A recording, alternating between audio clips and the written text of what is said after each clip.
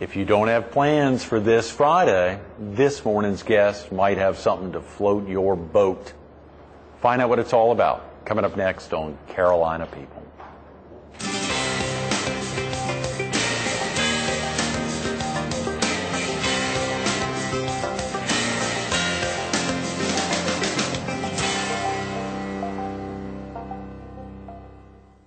Good morning. Welcome to Carolina People. This morning we're at the Tidelands Bank's new branch location on Highway 17 Bypass South in Murrells, Inlet.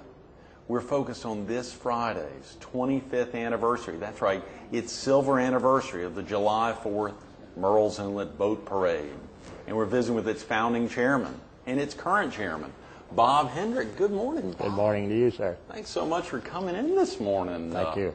Leading up to, obviously getting a little, you've been doing this now, this being your 25th year, probably not too nervous right now, are you? No, it's just going to happen anyway.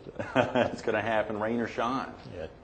It happens, rain or shine. Has it ever rained in the 25? It has rained a little, but we've never had to cancel the parade. Right. We've had some rain, not much. That is tremendous. Been very lucky. A very exciting aspect of this Friday, July 4th, in Murrells Inlet. It is to be known as, and is now being known as, Bob Hendrick Day. How does that feel? It feels great. I appreciate it. That's tremendous. The Georgetown County Council wrapped around to help recognize that. I should be calling you the Honorable Bob Hendrick with a day, and of course being a former city council member there in Murrells Inlet, in Conway. For 20 years, I guess a lot of people still call you the Honorable Bob Hendrick. That's not necessary. What a celebration. What a celebration. Hey, can you think back to the first one back in, 1970? 83. 83, yes, excuse me. 1983? Yeah. I just thought I was in the Coast Guard Auxiliary and spending a lot of time on the water, of course, and I just thought that it would be nice to have a boat parade. Oh, yeah. So that's how we got it started. It was just that easy? Yeah. I got some neighbors and we just kind of formed a committee and got it started. They were all boaters, or were they involved in the Coast Guard Auxiliary? No, they live near me. They're on the inlet. Right. Mm-hmm. You've been down in the inlet how long? 34 years. Is that right? I think I saw in reading about you that you're a Conway native. Yeah. A Conway native, so Murrells Inlet's not too far from home. That's right. Not too far from home. When you think about so much that has to happen to put together a big event like this, and to think not only a first annual or fifth annual or 10th annual, but a silver anniversary, a lot does have to happen. Y'all are planning this, and a lot of folks wrap around. How do you put the committee together? Is that handpicked by you, or is that a lot of folks that really step out? We have a standing committee. Mm-hmm. We have Lee Hewitt and Bo Fauché from Garden City Realty have been very much a part of this committee, and we also have ladies who are mothers of the Boy Scout troop that sells our T-shirts. Oh, Some of these ladies serve on our committee. That's tremendous. So Bo and Lee have been involved, and Lee has been doing this. They've been involved all the time. Is that right? Yeah, Lee. They were involved from the very beginning. From 1983? Yes.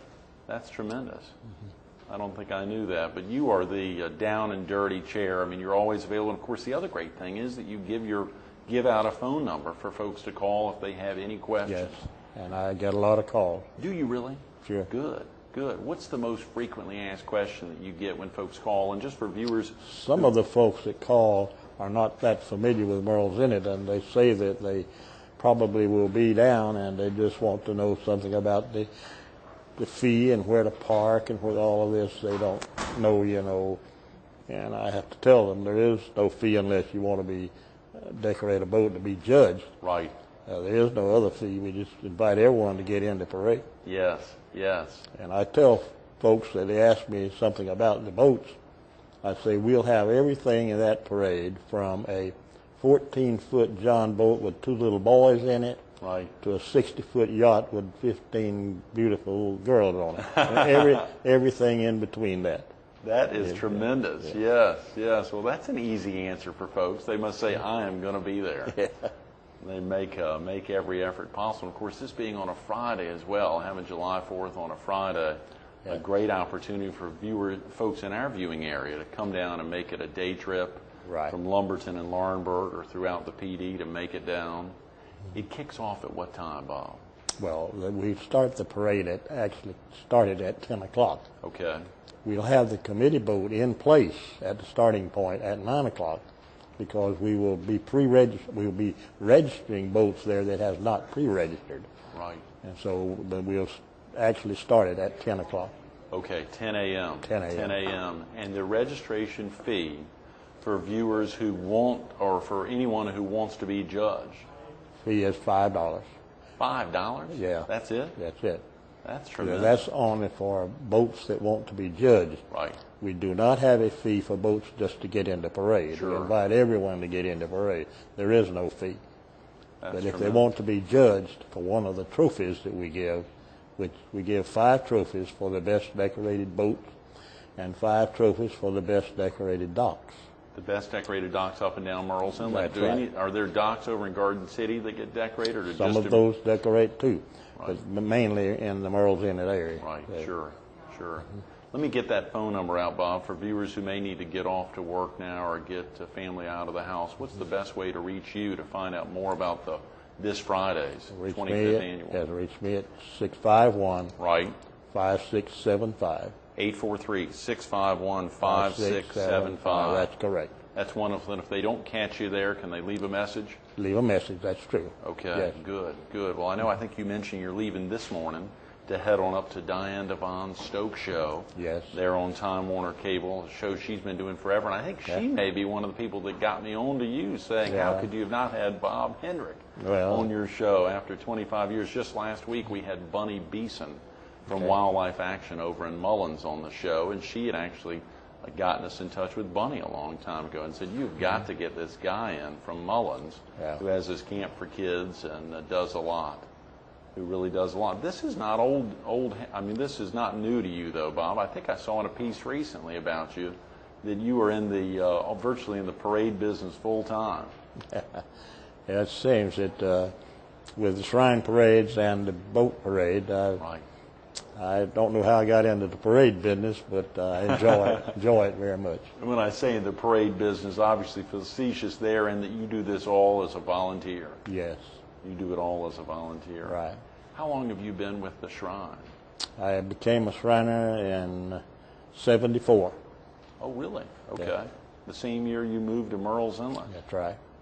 Son of a gun. Yeah. What prompted that move to Murrells Inlet, by the way, Bob? My wife's mother had this property, and she had become ill, and we were just spending some weekends down here. And so my wife finally said, why don't we just move on down there, So we moved and have enjoyed it ever since. That's fabulous. I think I saw that, not to point that out, but I saw it in that, there was a piece actually in the Sun News last week. Dave Beatty did a great piece on you, and he highlighted that you live on Cherry Lane. That's and right. in that same piece, he was writing about your wife, and her last name had Cherry in it. Is there some connection there? That's right. My second wife, was her maiden name was Cherry. That was her family name, and of course that's why it's named Cherry Lane. That's it. That's great. That's great.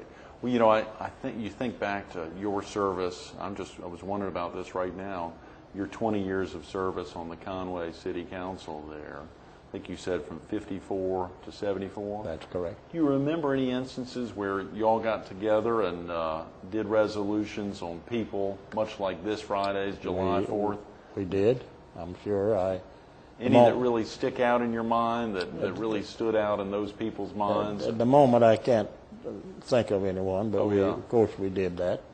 Which is a great thing, and of course to see the Georgetown County Council, since Murrells Inlet borders splits both counties, Horry and Georgetown, but mostly in Georgetown County, to see those folks wrap around and to recognize you after 25 years of doing that was certainly mighty nice, and I appreciate it so very much. Oh yeah.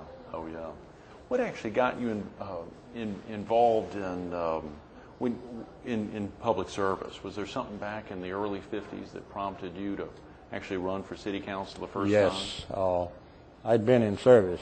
I'd been in World War II. Right. And after I was back at home and back in the business with my father in the grocery business. Right. And then I, of course, became interested in Conway business and everything. And right. I just kept meeting with merchants, and we just wanted to, and we started this Merchants Association. Yes. Which later became Chamber of Commerce. Absolutely. I was about to mention that. I saw that you had been one of the co-founders and later president of that Merchants Association. We filmed in Conway just a couple of weeks ago promoting Round the Fourth and some of the other events there at the Conway Area Chamber of Commerce, which is a beautiful facility right there at the bottom of the bridge.